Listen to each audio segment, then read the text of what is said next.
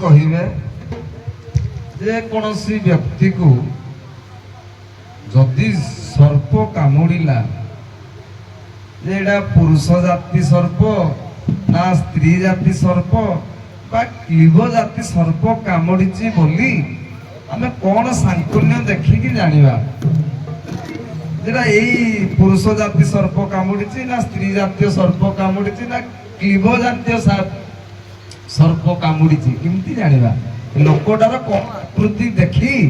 आमे जानिबा एटा को एई सर्प कामुड़ी बोली को तार संक्षेप बुझुଛନ୍ତି ତ ହଁ ଏରା ଅନୁଭବରୁ କହି ହେବ କଣ କହିଲା ଦେଖିଆ आज्ञा शुणु साप हम देखला साप धर से कोन साप कामुड़ी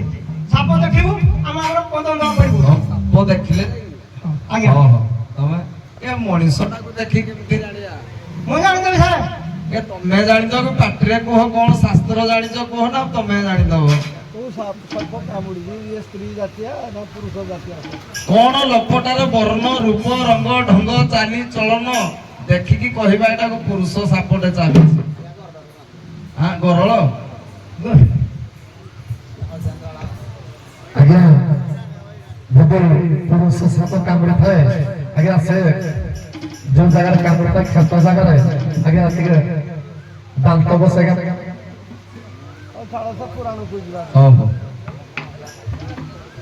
ये तो सांकेतिक धर्म कहले जे पूरा साप कामुड़ी तो सापर भी स्त्री जातीय सर्प अच्छे पुरुष जातीय अच्छे तेणु तार विलक्षण को निर्णय करने महोदय पचारे से कहीपारे तार पुराण बाद को जी सर्प मेध यज्ञ किए कर सर्प मेध यज्ञ तमे से गोटे पचारली ताको तमे कहूनो आज्ञा निज कत्र बोली कत्र